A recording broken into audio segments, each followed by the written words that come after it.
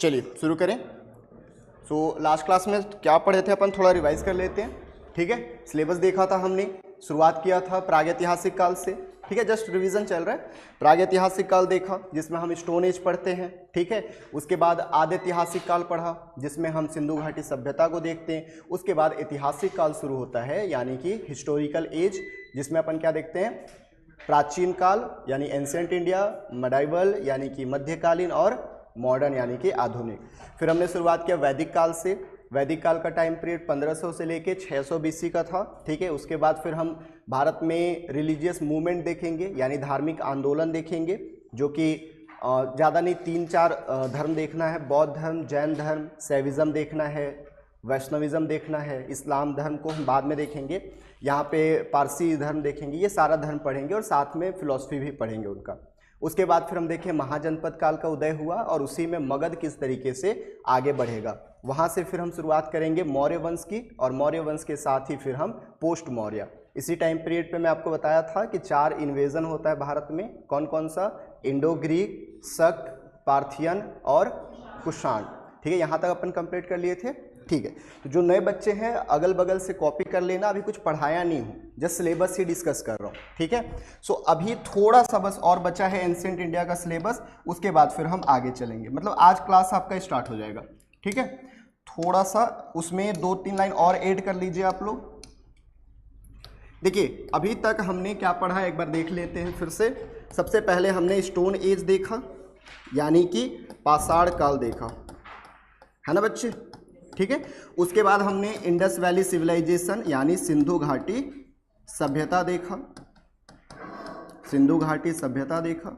उसके बाद तीसरा है हमारा वैदिक काल, वैदिक काल यानी वैदिक एज, और यहीं पे थोड़ा सा हम रिलीजन देखेंगे। ठीक है, उसके बाद स्टार्ट होगा महाजनपद प्लस मगध का उदय या मगध का इतिहास। ठीक है, उसके बाद फिर हम शुरुआत करेंगे और यहाँ हम मौर्य वंश पढ़ेंगे। क्या पढ़ेंगे?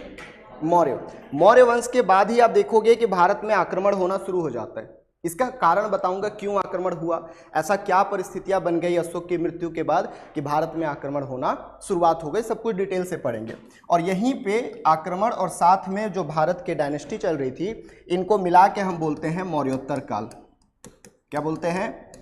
मौर्योत्तर काल, इसी को इंग्लिश में पोस्ट मौर्य। इसके बाद थोड़ा सा स्थिति अलग हो जाता है। कैसे अलग होता है? अब हम भारत को 2 अलग अलग क्षेत्रों में बांट के पढ़ेंगे। ठीक है, यानी कि नॉर्थ इंडिया अलग और साउथ इंडिया अलग। ठीक है, साउथ इंडिया में जाओगे तो यहाँ पे आपको 3 डायनेस्टी देखने को मिलता है, जिसको एक साथ संगम काल कहते हैं। क्या कहते हैं? संगम काल। इसमें हम पढ़ेंगे चेर, चोल और पांड्य, ये बता दिया था। ठीक है, ऊपर में कौन है भैया? तो इंडो ग्रीक है, शक है, पार्थियन है और कुषाण। इसके साथ और क्या हमने देखा था? शुंग। ठीक है, शुंग। उसके अलावा फिर काण्व, फिर सातवाहन, इसके अलावा वकाटक और चेरी डायनेस्टी। देखिए जैसे ही सातवाहन डिक्लाइन होता है, ठीक है, याद रखना एक बहुत बड़ा वैक्यूम क्रिएट हो जाता है। आ जाओ, एक बहुत बड़ा वैक्यूम क्रिएट हो जाता है, यानी कि कोई भी महत्वपूर्ण शासन नहीं होता है। और इसी वैक्यूम को खत्म करने का काम करता है श्रीगुप्त। कौन करता है? श्रीगुप्त। और यहीं से गुप्त वंश की शुरुआत होती है। तो लास्ट लाइन आप लोग बता दीजिए क्या लिखे थे? संगम है। कौन से नंबर का? 8 नंबर का? 7 में संगम, फिर 8 में संगम, सॉरी, अच्छा ठीक है, तो 9 में लिख लीजिए अब गुप्त वंश। संगम को 8 कर लीजिएगा और 9 में लिखिए गुप्त वंश, गुप्ता डायनेस्टी। ठीक है,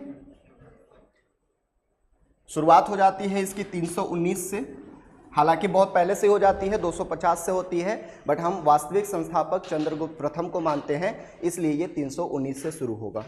ठीक है, और जाएगा कहां तक? तो 550 AD तक, 550 AD तक लिखिए इसको। हो गया। अब वापस हम साउथ में जाएंगे। ठीक है, लेकिन साउथ में जाने से पहले याद रखो गुप्त वंश धीरे से फिर से डिक्लाइन हो जाता है। यानी अब हम ऐसा देखेंगे कि धीरे से इन लोग एक साथ मिल रहे हैं, इंटीग्रेट हो रहा है और फिर ये डिसइंटीग्रेट हो रहा है। तो आगे मैं आपको बताऊंगा कि history is nothing but integration and disintegration of the event, यानी इतिहास कुछ नहीं है, जो भी हम कालक्रम पढ़ रहे हैं उसका इंटीग्रेशन और डिसइंटीग्रेशन। एक बार सब कुछ खाली रहता है, कोई शक्ति नहीं, सब आपस में इकट्ठा होते हैं, पावरफुल बनते हैं, उसके बाद फिर से डिक्लाइन हो जाते हैं। यही चीज हम पूरे इतिहास में देखेंगे। सबसे पहले अशोक में, है ना, कुछ नहीं था हमारे पास, हम लोग थे, कबीले थे, आदि मानव थे, है ना, धीरे धीरे सभ्य होते गए, धीरे धीरे जमीन इकट्ठा करते गए, अशोक तक गए। पूरा भारतीय उपमहाद्वीप हमारे हिस्से में। अशोक की मृत्यु हुई 232 में, पूरा खत्म, ठीक है, कोलैप्स हो गया। फिर धीरे धीरे धीरे धीरे आने लगे और यही आया समुद्रगुप्त तक, लगभग भारत एक हिस्सा में। फिर समुद्रगुप्त की मृत्यु हुई, कुमारगुप्त की मृत्यु हुई, है ना, स्कंदगुप्त की मृत्यु हुई, गुप्त डायनेस्टी खत्म हुआ, पूरी तरीके से कोलैप्स, खून आक्रमण होता है इसी टाइम पे, हम लोग पढ़ेंगे इसको। फिर धीरे धीरे धीरे डिक्लाइन हो गया। हर्षवर्धन आएगा, फिर से इकट्ठा करेगा, बट पूरी तरीके से नहीं कर पाएगा।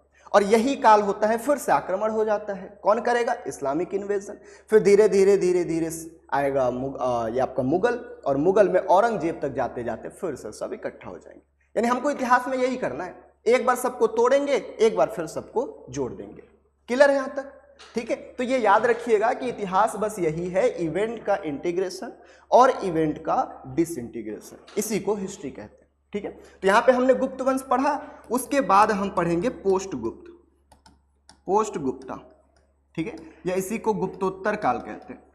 गुप्तोत्तर काल को बेसिकली हमको यहाँ पे एक ही डायनेस्टी पढ़ना है, हर्षवर्धन के बारे में। ठीक है, 607 में वो शासक बनता है और 647 में उसकी मृत्यु हो जाती है। ठीक है, लेकिन पोस्ट गुप्ता क्यों कहा? क्योंकि उसके साथ 3-4 और भी पढ़ना है, जैसे मौखरी पढ़ना है, जैसे बंगाल का गौड़ वंश पढ़ना है, ये सारी चीजें इसी समय पे अपन कवर करेंगे। क्लियर है बच्चे?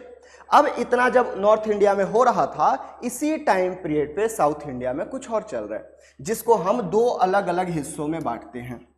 तो नीचे साउथ इंडिया लिख लीजिए, दक्षिण भारत बगल में। दक्षिण भारत में कौन कौन? तो 2 डायनेस्टी याद रखिएगा बच्चे, चालुक्य और पल्लव, चालुक्य और पल्लव।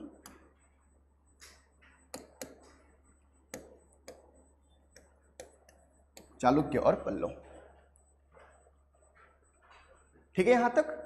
और इसी के साथ हमारा एंशिएंट इंडिया कंप्लीट होता है। एक टॉपिक है जिसको प्री अर्ली या अर्ली मेडिवल कहते हैं, पूर्व मध्यकाल, उसको हम मध्यकाल के साथ देखेंगे। क्लियर यहां तक? तो एक बार मैं पूरा अगर सिलेबस फिर से समझाऊं, शुरुआत हुआ तो हमारा कहां से? वैदिक काल से, है ना, ऐतिहासिक में वैदिक काल से शुरुआत हुआ। जो कल नहीं आए थे वो भी ध्यान से सुनो, ठीक है।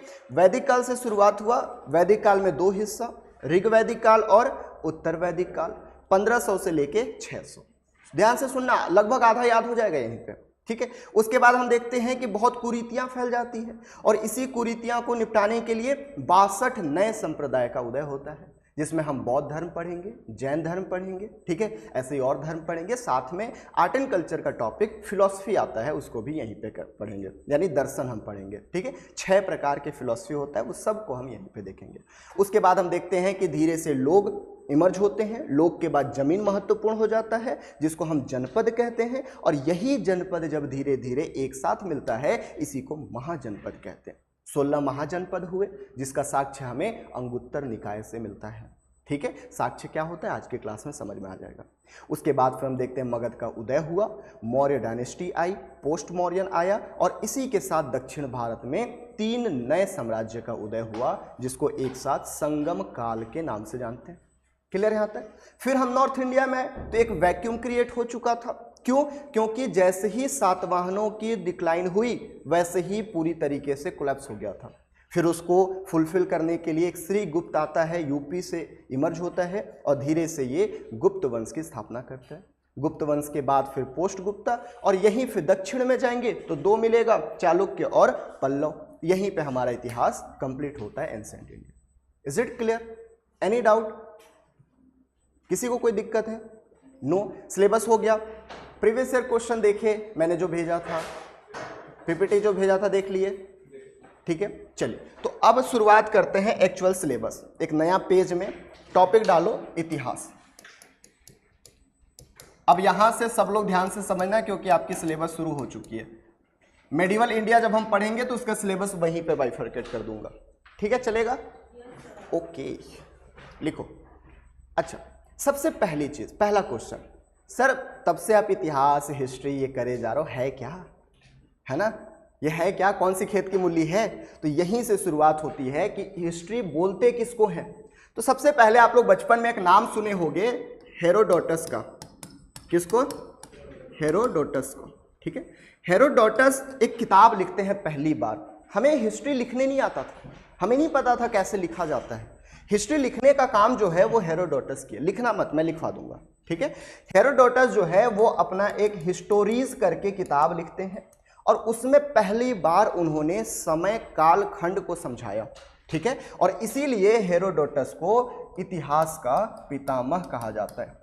इतिहास का क्या कहते हैं? पितामह या पिता या फादर ऑफ हिस्ट्री कहा जाता है, ठीक है, फादर ऑफ हिस्ट्री कहा जाता है। अच्छा सर, लेकिन हमारा डाउट तो अगेन वही आया कि सर ये हिस्ट्री है क्या?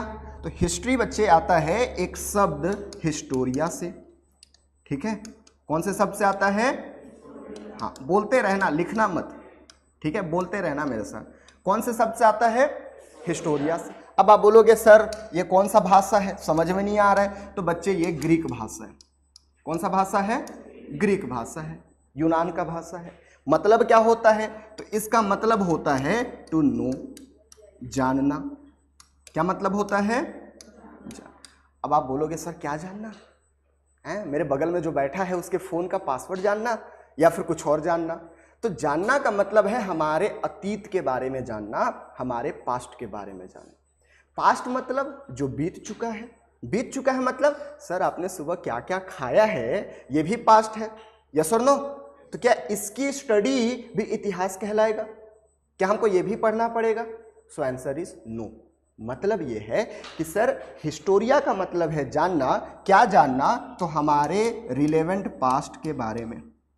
सब कुछ नहीं जानना है, सिर्फ और सिर्फ रिलेवेंट पास्ट के बारे में जानना है, ठीक है। क्या जानना है? तो वही चीज जानना है जो हमारे लिए महत्वपूर्ण है। Is it clear? अब क्लियर हुआ इतिहास क्या है? सर इतिहास हिस्टोरिया शब्द से आया है जो कि एक ग्रीक शब्द है जिसका मतलब होता है जानना। सर क्या जानना? तो रिलेवेंट पास्ट के बारे में, यानी कि हमारे महत्वपूर्ण अतीत के बारे में जानना। यहां तक किसी को डाउट? कोई दिक्कत? नो। अब मेरे पास क्वेश्चन ये आता है सर जानूंगा कैसे? मैं तो नटखट सा बालक हूं, मेरे को कहां से पता चलेगा? तो जानने के लिए हमारे पास होता है बच्चे स्रोत, जिसको हम साक्ष्य के नाम से जानते हैं, जिसको हम सोर्सेस के नाम से जानते हैं। अच्छा, इसका मतलब क्या होता है? सपोज मान के चलो खुदा ना खास्ते आज अपन सब यहीं पे निपट जाए, ठीक है, सबकी हो गई अंतिम क्रिया, है ना। ऐसे ही ये गिरा और सब ऐसे ही जैसे के तैसे निपट गए ना। 1000 साल बाद यहाँ पे खुदाई होगी, आप लोगों के कोई चश्मा पहना है वो मिलेगा, कोई कुछ और पहना, घड़ी पहना है, कुछ और है, जो भी सामान है सब कुछ मिलेगा, ठीक है। तो खुदाई में जो चीज भी हमें मिलता है उसको हम बोलते हैं पुरातात्विक साक्ष्य या आर्कियोलॉजिकल स्टडी या आर्कियोलॉजिकल सोर्सेस। क्लियर है? आप लोग किताब भी तो रखे हो, है ना, कॉपी भी रखे हो, कुछ लिखा हुआ है, इसमें भी कुछ लिखा हुआ है। तो जो भी लिखित फॉर्म में हमको मिलता है उसको हम बोलते हैं लिटरेरी सोर्सेस या लिखित साक्ष्य। यानी कि हम अपना अतीत कैसे जानेंगे? तो साक्ष्य के बेसिस पे जानेंगे। सर साक्ष्य कितने प्रकार के होते हैं? तो याद रखना साक्ष्य 2 ही प्रकार के होते हैं। दुनिया में कुछ भी उठा लो, वो इन्हीं दोनों में से कुछ ना कुछ होगा। कौन कौन सा? एक को बोलते हैं लिखित साक्ष्य। क्या बोलते हैं? लिखित साक्ष्य यानी लिटरेरी सोर्सेस, रिटन सोर्सेस भी कहते हैं बच्चे। और एक होता है अलिखित साक्ष्य, पुरातात्विक साक्ष्य। पुरातात्विक साक्ष्य, आर्कियोलॉजिकल सोर्सेस। क्लियर है? अच्छा, कोई किताब रखा है? मान के चलो मैं तुमको एक अरबी भाषा का किताब दे दूं, कितने लोग ऐसे हैं जो मुझे उसमें क्या लिखा है पढ़ के बता दोगे? कितने लोग ऐसे हैं? 1 2। अच्छा, मान लो मैं फ्रांसीसी लैंग्वेज में एक किताब दे दूं, अब कितने लोग बता पाओगे? No one. मान के चलो मैं तुम लोग को इंग्लिश में दे दूं, अब कितने लोग बता पाओगे? ऑलमोस्ट सभी लोग। संस्कृत में दे दूं, ठीक है। अच्छा, मैं आपको मान के चलो ब्रह्मी लिपि में दे दूं, प्राकृत भाषा में दे दूं, अरामिक भाषा में दे दूं, ग्रीक भाषा में दे दूं, अब कितने लोग बता पाओगे? कोई नहीं। तो फिर इसको पढ़ेगा कौन? ये साक्ष्य मिल तो गया, साक्ष्य से इतिहास पता तो चल जाएगा, बट बताएगा कौन? मैं सब जगह थोड़ी आऊँगा बताने, मैं नहीं आ रहा भाई, पैसे लूँगा मैं बताने के, ठीक है, तो मैं नहीं बता रहा। किससे जानकारी लोगे? तो इन साक्ष्य को पढ़ने का काम, इन साक्ष्य से इतिहास डिसाइफर करने का काम जो करता है, उसी को हम कहते हैं इतिहासकार। क्या कहते हैं? अरे बोलो ना, इतिहासकार यानी हिस्टोरियन। फ्लो बना? फ्लो बन रहा है? ऐसी फ्लो में पढ़ना है, एक कहानी के रूप में, कुछ रटने की जरूरत नहीं, सब कहानी में याद हो जाएगा। ठीक है कि सर जब भी इतिहास आता है एक बार रिवाइज कर लेते हैं ताकि कंठस्थ हो जाए। देखो मेरी क्लास ऐसी चलेगी, हो सकता है आपको स्लो लगे, बट मैं ऐसे एक बार पढ़ाऊंगा, एक बार रिवाइज कराऊंगा, पीपीटी खुल जाए तो दोबारा रिवाइज करा दूंगा। ठीक है, तो ऐसे ही 3-4 स्टेप में बढ़ता है। कल भी बताया हूं, आपको घर में सिर्फ एक ही काम करना है, रिवीजन और practice. Is it clear? Okay. So भैया जब भी इतिहास की बात होती है तो हेरोडोटस का नाम आता है। कौन है हेरोडोटस? तो हिस्टोरीज नाम का किताब इन्होंने लिखा था। ठीक है, इतिहास का पितामह कहा जाता है। क्यों? क्योंकि पहली बार इतिहास के कोई किताब लिखने वाला आया था। ठीक है, वापस आते हैं। सर हिस्ट्री कहाँ से आया? तो हिस्ट्री एक हिस्टोरिया शब्द से निकला है जो कि ग्रीक भाषा है। इसका मतलब होता है जानना। क्या जानना? रिलेवेंट पास्ट के बारे में, to know about relevant past. ठीक है, कैसे जानोगे? Sources, there are 2 type of sources, literary sources and archaeological sources, लिखित साक्ष्य और पुरातात्विक साक्ष्य। अब इन साक्ष्य को स्टडी कौन करेगा? इतिहासकार। अच्छा सोचो, हो सकता है कि मैं आस्तिक हूं, हो सकता है मैं नास्तिक हूं, ये दो ही चीज हो सकता है। ठीक है, अगर मैं आस्तिक हुआ तो मैं भगवान के बारे में अच्छी बातें बोलूंगा कि खराब बातें बोलूंगा? और अगर मैं नास्तिक हुआ तो मैं बोलूंगा ही नहीं, क्योंकि नास्तिक हूं मतलब भगवान होते ही नहीं है। बात समझ में आ रही है? मतलब मेरी जो फिलॉसफी है, मेरी जो सोच है, वो मेरे राइटिंग में आएगा कि नहीं? यस और नो? आएगा ना। सपोज मान के चलो मैं अंग्रेज हूं, है ना, दिखता नहीं हूं ना, बट मैं अंग्रेज हूं मान के चलो। ठीक है, ब्रिटेन में रहता हूं, अभी यहां पे इतिहास की क्लास लेने आया हूं। अब ये बताओ मैं तुम्हारी हिस्ट्री को कैसे दिखाऊंगा? बहुत अच्छी अच्छी या बहुत खराब खराब? और अभी तुम लोग आजाद नहीं हो, अभी तो अच्छा दिखा सकता हूं, है ना? Why? Because you are now my friend. But condition है 1800, 1620 की, 1740 की। अब कैसे दिखाऊंगा? तुम्हारी हिस्ट्री बहुत दबा के, अगर कुछ अच्छा भी है तो खराब ही दिखाऊंगा। जब ऐसा कोई इतिहासकार जो भारतीय इतिहास को थोड़ा सा दबा के बताता है, कमजोर बताता है, बुराइयां करता है, ऐसे इतिहास को बोलते हैं कॉलोनियल हिस्टोरियंस।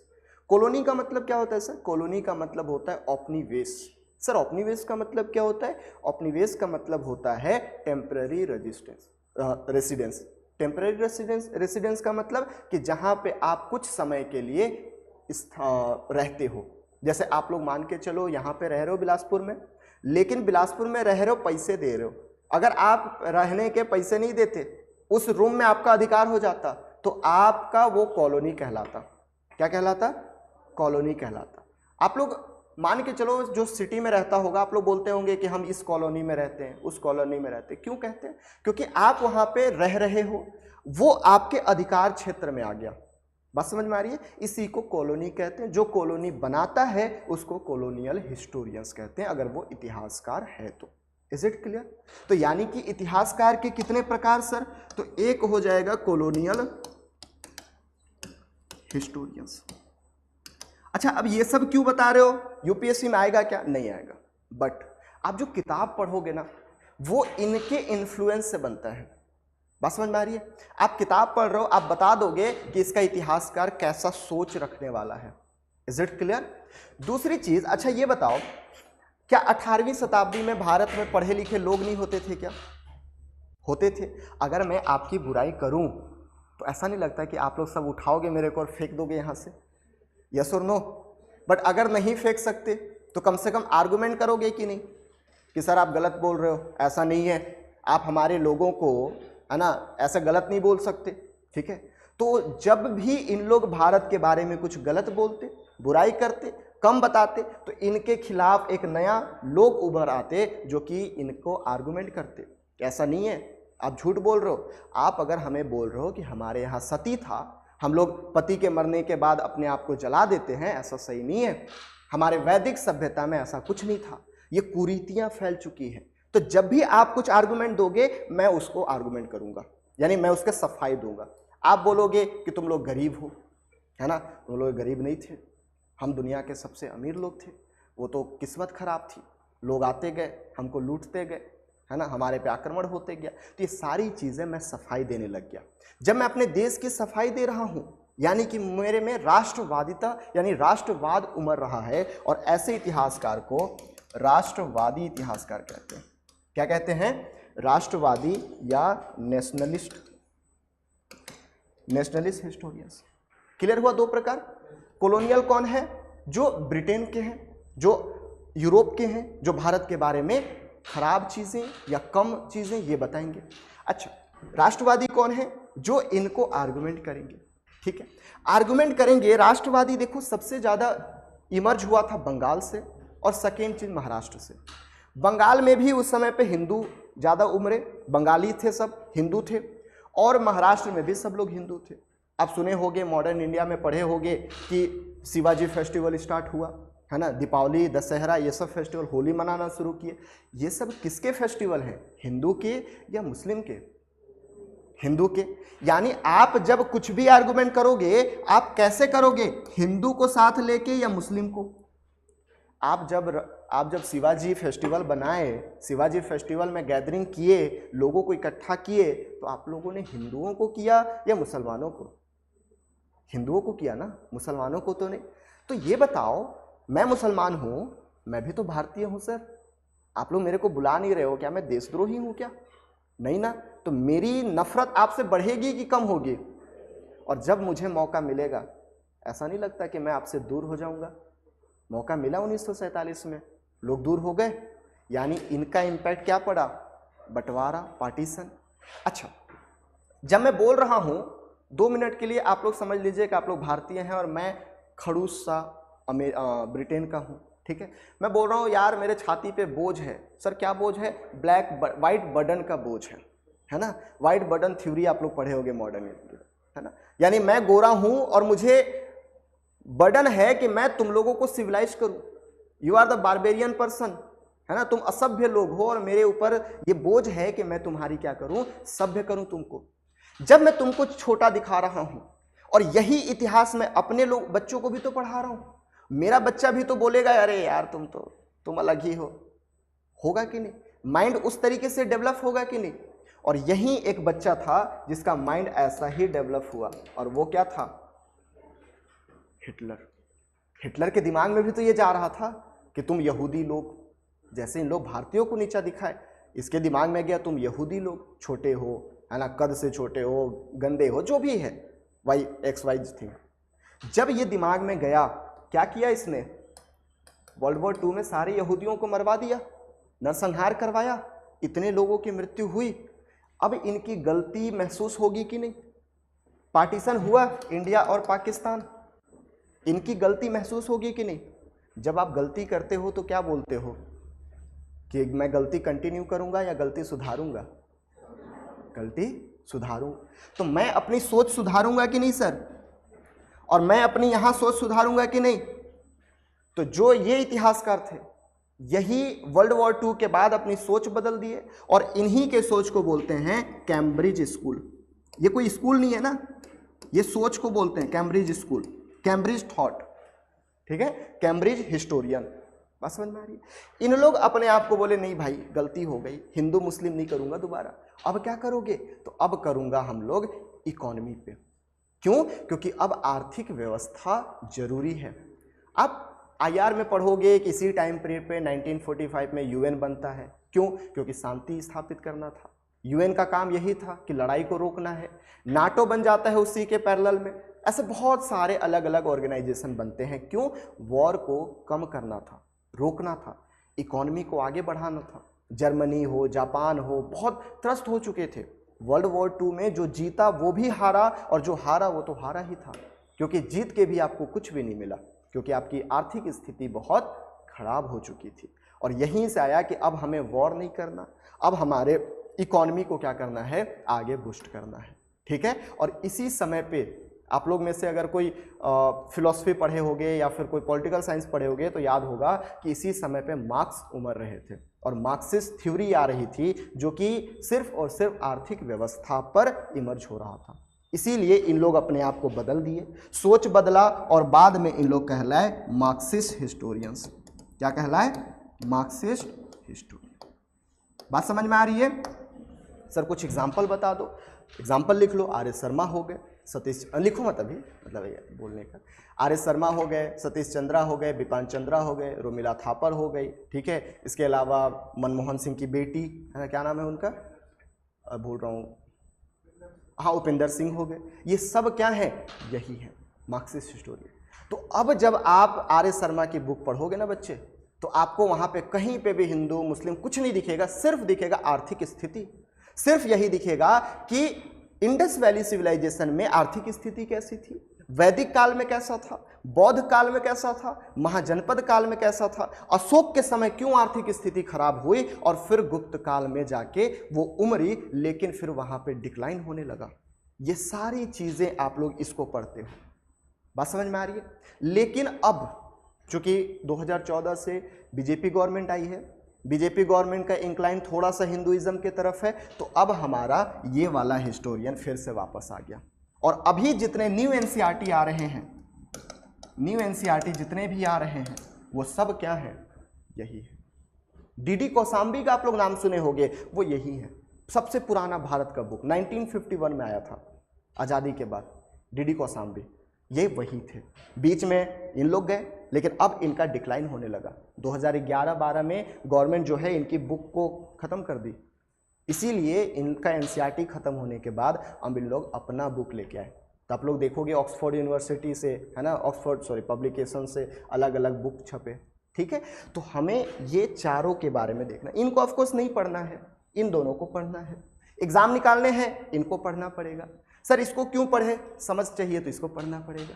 ठीक है। क्योंकि इनमें आपको वो समझ नहीं मिलेगा जो इनमें मिलेगा। बात समझ में आ रही है?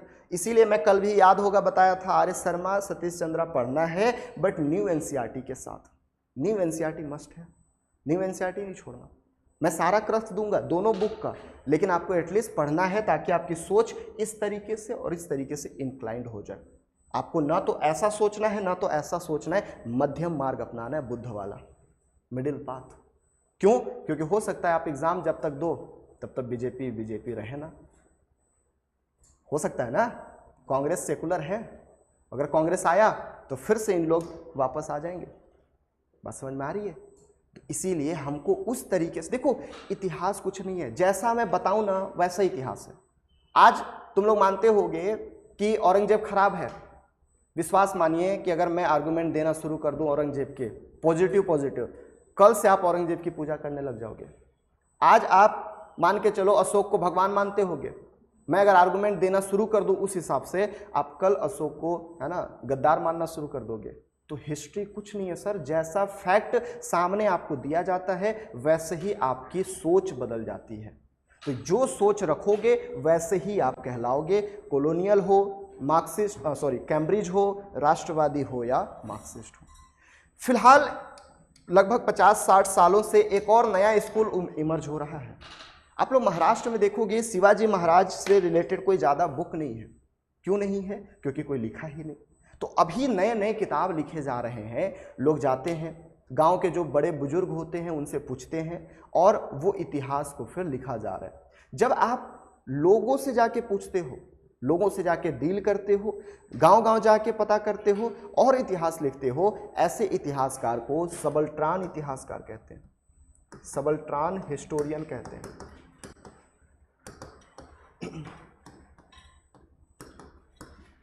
सबल्ट्रान इतिहासकार।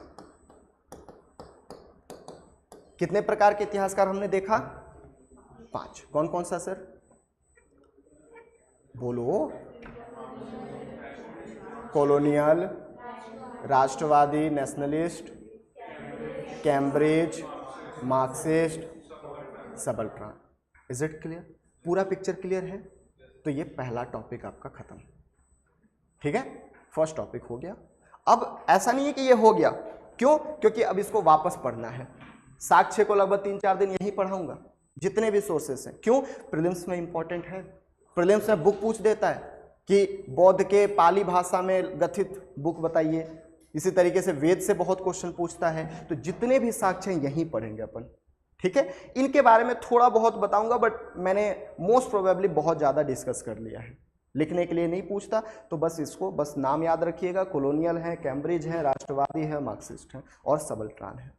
Is it clear? ये पॉइंट याद रखिएगा। कई बार हेरोडोटस का बुक पूछ लेता है, हिस्टोरीज बुक है। क्लियर है यहाँ तक? किसी को कुछ पूछना है तो बताइए, फिर नोट करेंगे। यहाँ तक में किसी को कोई डाउट है तो? फास्ट तो नहीं हुआ? हाँ जी बोलिए। किसी को कुछ पूछना है? समझ में आया? लिखिए। अब 2 क्वेश्चन उठता है, खुद लिखेंगे कि मैं लिखवाऊं? मैं लिखवाऊं? तो फिर इतने अच्छे से पढ़ाने का क्या फायदा सर? चलिए लिखिए। देखो यहां से मेंस में आएगा नहीं तो आप ऐसे ही डायरेक्ट लिख लोगे क्या? फ्लो चार्ट में, फ्लो चार्ट में लिख लो। ठीक है, चलो यहां से लिखना शुरू करो। जहां भी राइटिंग नहीं समझ में आएगा पूछ लेना एक बार। हाँ हाँ, जहां पे भूल जाओ लिखना बता देना ऐसे ही। हेरोडोटस इतिहास का पितामह, फादर ऑफ हिस्ट्री, हिस्टोरियन। सब कुछ मैं हिंदी इंग्लिश दोनों में लिखता हूं, तो किसी को कोई दिक्कत नहीं होगा। कहीं पे एक आध जगह अगर भूल जाऊं तो पूछ लीजिएगा। चलिए बेटा लिखिए जल्दी से। दिख रहा है? ओके।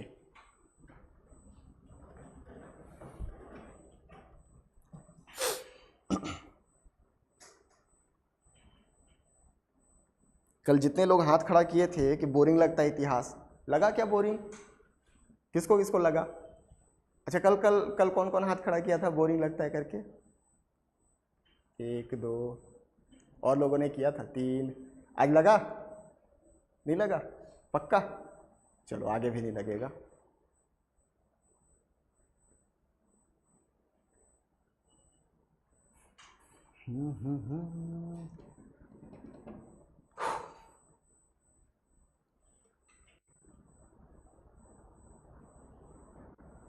जल्दी करेंगे ना, एक टॉपिक और कवर करना है।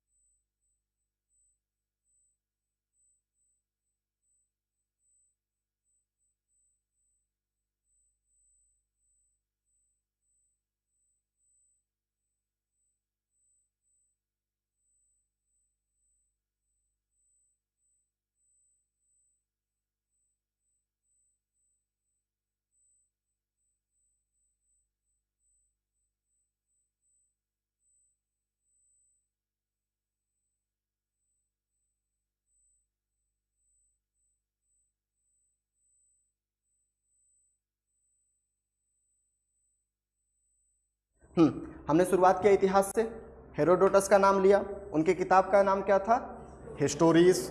हिस्ट्री कहाँ से निकला है, ग्रीक शब्द हिस्टोरिया से, मतलब क्या होता है, to know the relevant past. ठीक है, कैसे जानोगे, सोर्सेस से। सोर्सेस कितने प्रकार के, दो, लिटरेरी सोर्सेस और आर्कियोलॉजिकल सोर्सेस। इससे हिस्ट्री कंस्ट्रक्ट कौन करता है, हिस्टोरियंस। कितने प्रकार के हिस्टोरियंस, 5। कौन कौन, कॉलोनियल, कैम्ब्रिज, नेशनलिस्ट, मार्क्सिस्ट और subaltern. Is it clear, okay.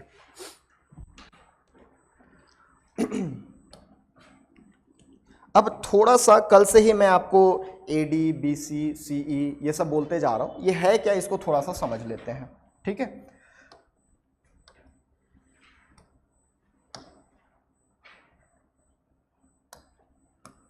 वाह, ये नहीं होता है क्या, एक मिनट रुकना ना, छोड़ो। ये है टाइमलाइन। ठीक है, टाइमलाइन का मतलब जैसे मान के चलो आज कौन सा ईयर है, 2026। आपको क्या लगता है आज ही दुनिया स्टार्ट हुई है क्या, नहीं, इससे पहले 2025 भी रहा होगा, 2024 भी रहा होगा, है ना, कभी ना कभी 1947 भी रहा होगा। ठीक है, कभी ना कभी 1857 क्रांति हुई थी, 1707 भी रहा होगा। ठीक है, इसके बाद देखोगे तो कभी ना कभी 607 भी रहा होगा, और ऐसे ही कभी ना कभी 0 भी रहा होगा। ठीक है, अच्छा 0 क्यों महत्वपूर्ण है, यहीं से क्यों शुरुआत किए, तो याद रखिएगा 0 इसलिए महत्वपूर्ण है क्योंकि जीसस का बर्थ ईयर है। जीसस का क्या है, बर्थ ईयर है, ये पॉइंट आप लोग को याद रखना है। अच्छा, जीसस कौन थे, ईसा मसीह, है ना, तो ये पॉइंट याद रखिएगा कि ईसा मसीह के जन्म इसी समय, क्या लिख रहा हूं भाई, ईसा मसीह। ठीक है, ईसा मसीह का जन्म। क्या दुनिया यहीं पे खत्म, नहीं, इससे भी पहले था। हम लोग मैथ्स में पढ़ते हैं बच्चे कि यहाँ पे 0 है, इधर 1 है, इधर माइनस में 1 है, तो ईयर को माइनस में दिखा नहीं सकते, तो हम कैसे दिखाएंगे, ये सेम ऐसे ही जाएगा, जैसे मान के चलो इधर 1, इधर भी 1 होगा, 2 होगा, ऐसे ही 1 2, इधर ऐसे समय है, इधर भी कभी ना कभी 232 आया होगा। ये सब मेरे को याद है इसलिए मैं लिखा हूँ, आप लोग टेंशन मत लीजिए, मैं सिर्फ समझाने के लिए लिख रहा हूँ, है ना। ऐसे ही कभी ना कभी आपका मान के चलो कि 321 आया होगा, और कभी ना कभी ऐसे ही 4.5 बिलियन आया होगा। सर ये क्यों महत्वपूर्ण है 4.5 बिलियन, इसी समय अर्थ ओरिजिनेट हुआ था, सूर्य बना था। ठीक है, इसके बारे में डिस्कस करेंगे मोस्ट प्रोबेबली 4-5 दिन के बाद। अभी मुझे ये बताओ कि सर ये 0 है, इधर भी 2 है, इधर भी 2 है, मैं कैसे पता करूं कि 2 इधर वाला आप बोल रहे हो कि 2 इधर वाला बोल रहे हो। इधर 1947 है तो इधर भी तो 1947 रहा होगा ना। अगर आज 2026 है तो इधर भी 2026 रहा होगा। मुझे कैसे पता चलेगा कि इधर यूज कर रहे हैं कि इधर, तो इसके लिए कई इतिहासकार द्वारा कुछ टर्म्स दिए गए हैं जिसको अपन को याद रखने हैं। पहला टर्म्स आप लोग सुनते होंगे एडी, ठीक है, एडी या इसी को हिंदी में बोलते होंगे ईस्वी।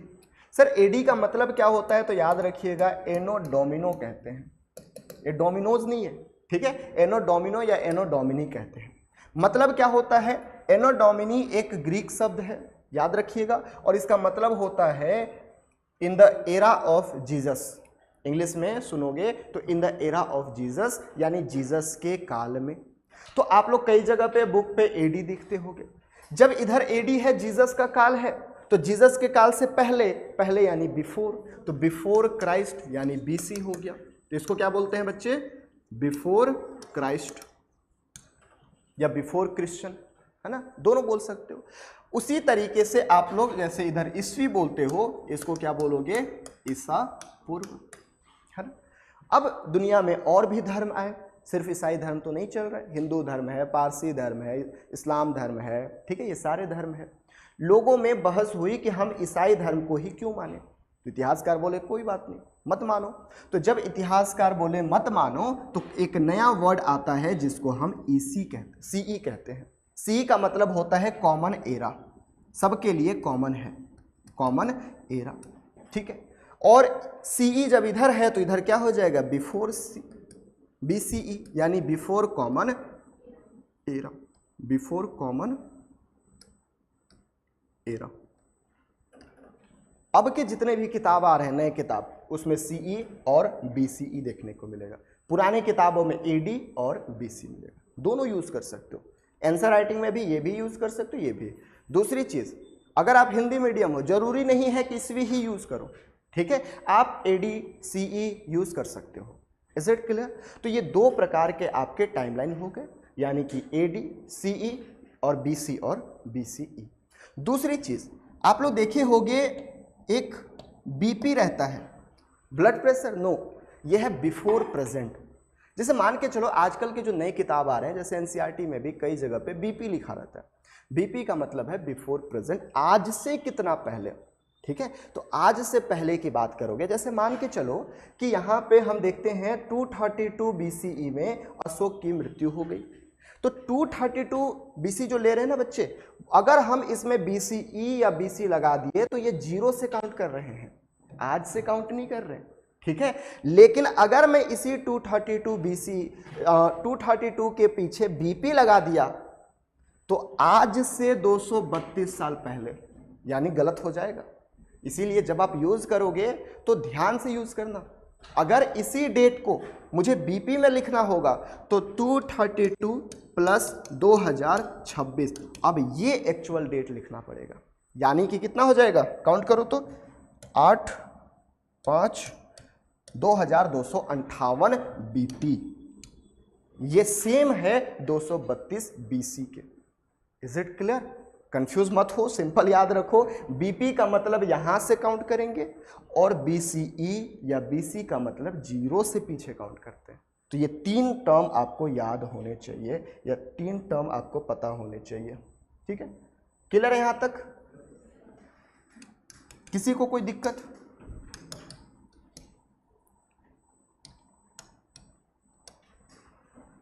क्लियर है? अच्छा, आगे चलें। मतलब लिख लेना, एक ही बार पूरा टॉपिक कंप्लीट कर देता हूं। 2-3 टर्म और हैं जो मुझे बताने हैं।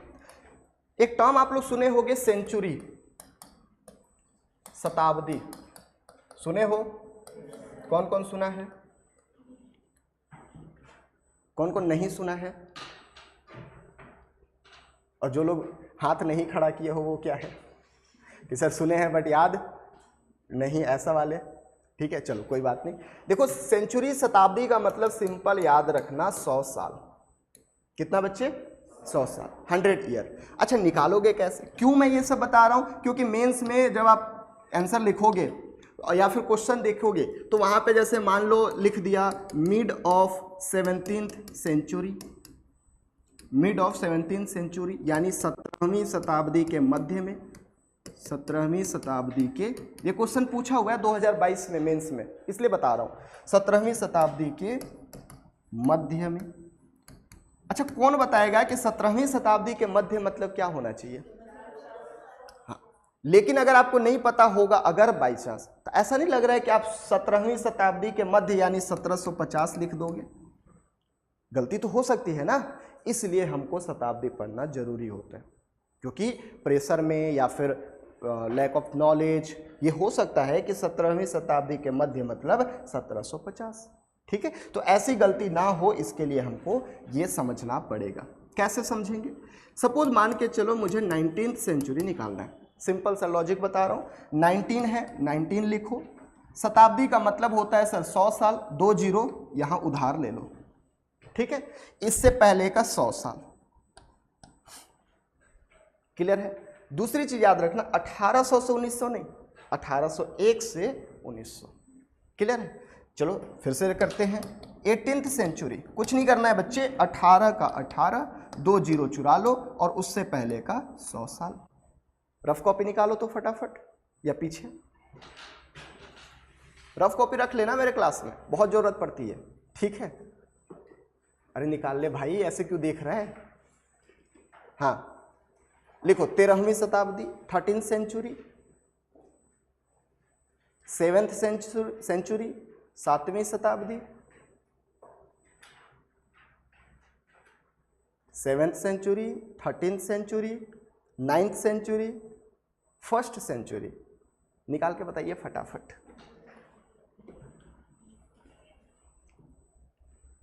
देखते हैं कौन किसका सी सेट बहुत अच्छा है।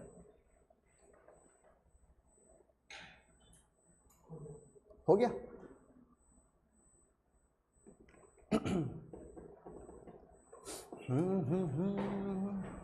चलिए क्या क्या पूछा बताइए एक बार। 13th पूछा था, 7th पूछा था,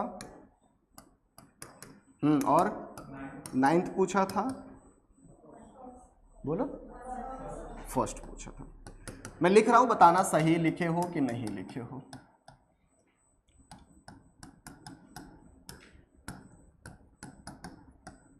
किसका किसका सही है, किसका किसका सही है, और बाकी लोगों का? फर्स्ट वाला गलत है, कोई बात नहीं, चलो सीख लिए ना। अब एक और कॉन्सेप्ट आता है बच्चे। कौन सा कॉन्सेप्ट, ध्यान से समझिएगा, है ना। एडीबीसी या सीई और बीसीई। मान के चलो 13th सेंचुरी एडी लगा दिया और 17th सेंचुरी बीसी लगा दिया। सेम यहां पे भी सी लगा दिया और बीसी। क्या अब भी हमारा आंसर सही है क्या? यस और नो? बाकी बच्चों को तो लग रहा होगा सही सही, क्या ही फर्क पड़ता है सर, पीछे कुछ भी लगा दो। ऐसा है क्या सर? आंसर बदल जाएगा। आओ देखते हैं कैसे। ये 0 है सर, यहाँ पे 200 है और ये 100 है। Same here 100 and 200। अब मुझे प्यार से ये समझाना कि मैं इधर से जाऊंगा कि सर इधर से जाऊंगा। मुझे आज जाना है, आज प्रेजेंट पे जाना है। मैं ये फॉलो करूंगा कि नीचे वाला फॉलो करूंगा? ऊपर वाला, यानी नीचे वाला नहीं करूंगा। और ऐसे ही जाते जाते इधर ऐसे जाऊंगा ना। तो जब मैं जा रहा था तो पहले 200 वाला गली मिलेगा कि 100 वाला? और जब मैं इधर पहुंचा तो मुझे 100 वाला गली मिलेगा कि 200 वाला? सर क्या मैं इसको एडी और सीई बोलता हूं क्या? क्या मैं इसको बीसी और बीसीई बोलता हूं क्या?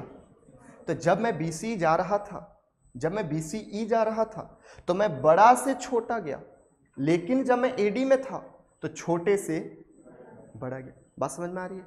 ये कॉन्सेप्ट है, देखिए ध्यान से। जब मैं एडी में जा रहा था तो छोटे से, यानी ये तो सही है सर, लेकिन जब मैं बीसी में गया तो बड़ा से छोटा होना चाहिए, यानी अब ये चेंज हो जाएगा। और क्या हो जाएगा चेंज होके? तो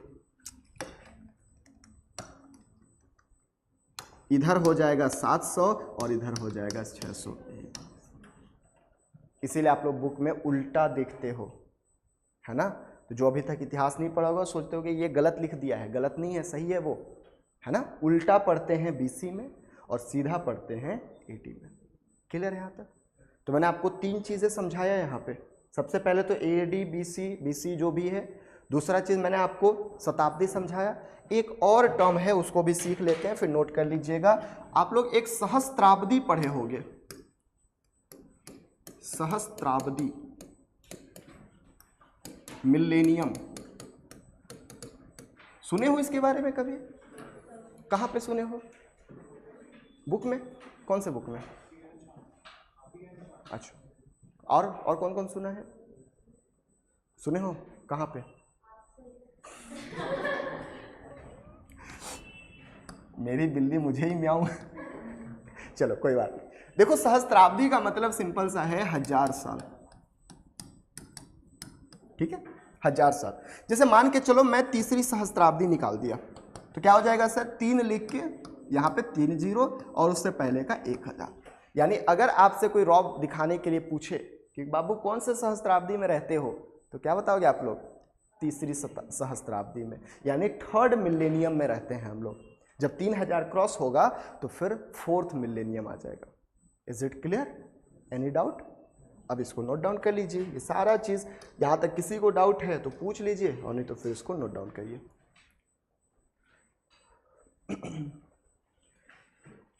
भरपूर आपको सीखने का समय दिया जा रहा है, भरपूर लिखने का समय दिया जा रहा है। दोनों काम दिल लगा के करना।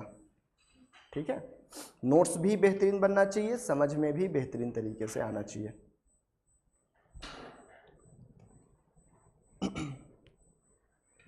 तो आज की सेवा यहीं तक रहेगी।